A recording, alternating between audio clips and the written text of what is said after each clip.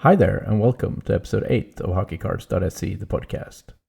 In this episode, we will check out a few YouTube accounts that you may enjoy if you want a deeper dive into some specific segments of the hobby. We will also do our weekly follow-up on Bedard prices and pop counts in our Bedard-Mania segment. And finally, we will take a look at how our playoff predictions from episode 6 are doing.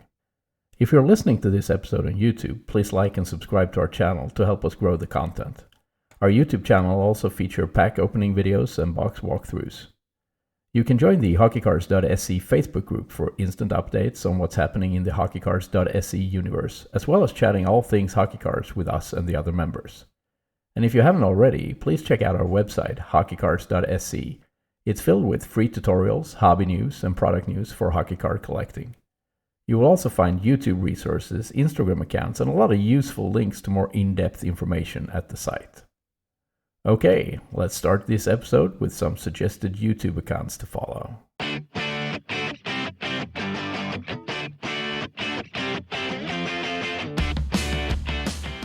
We're starting us off with two accounts that you may want to check out if you're thinking about buying a product but want to know more about its content and card design.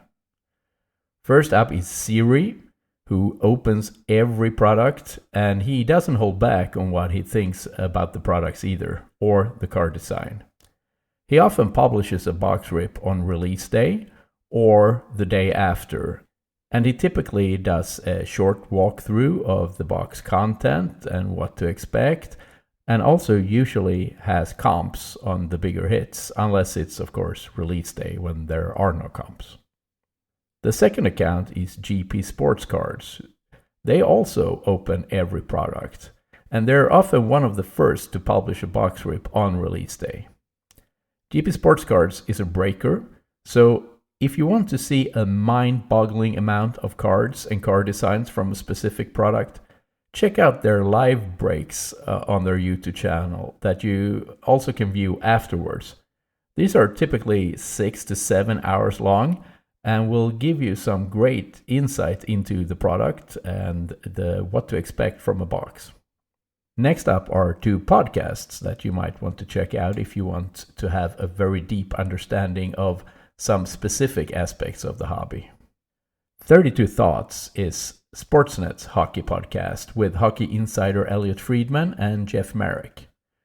If you want to be in the know about what's going on behind the scenes in the NHL and in the different franchises, this is the podcast for you. Friedman is one of the journalists who often break news first about what's going on in the league. There's typically 1 or 2 episodes per week. The Hockey Card Gong Show is an amazing in-depth podcast about hockey card collecting, buying, and selling. They feature 2 episodes per week, sometimes as long as 2.5 hours each, or even more. Josh and Troy deep dives into absolutely everything related to the hockey card hobby, and they mispronounce every foreign player's name with great love and passion. And finally, 2 other accounts you may want to check out that does something a little bit different. The Swedish hockey card collector has a regular segment where he tracks average sales prices of the Young Guns cards of this season's better rookies. Very useful if you're looking to buy or sell or just have a general interest in how your player is doing. Finally, we want to mention TCB Sports Cards, who does some really nice box break videos, and their channel is growing pretty quickly, so it's well worth checking him out.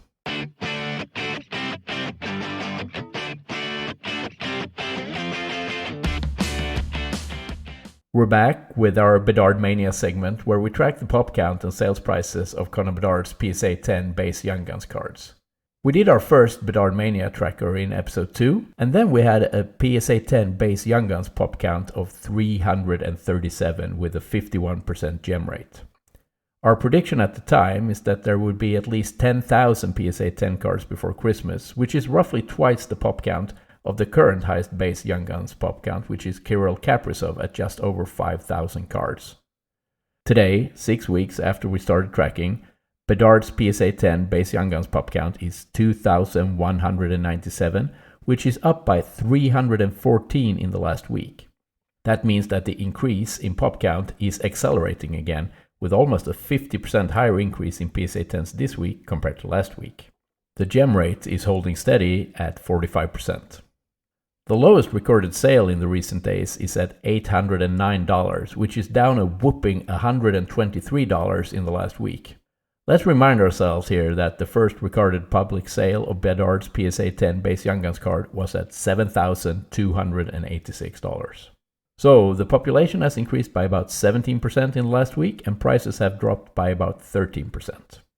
We will continue to track the pop count and prices of Bedard's PSA 10 base Young Guns card in future episodes. But now, let's check out how our playoff predictions are doing.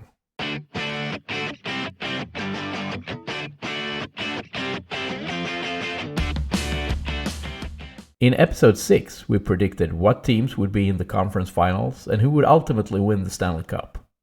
Our predictions were that Bruins-Carolina would face off in the Eastern Conference Final and that Vegas and Oilers would battle it out in the West, with Vegas ultimately winning their second consecutive Stanley Cup trophy.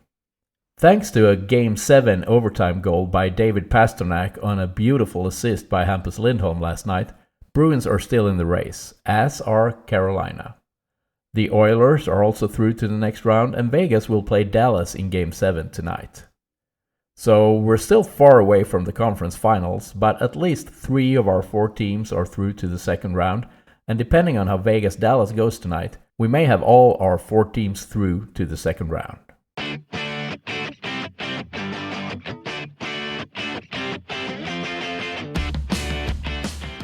That's it for episode 8. If you're on YouTube, please like and subscribe and help us grow the content. See you again in episode 9.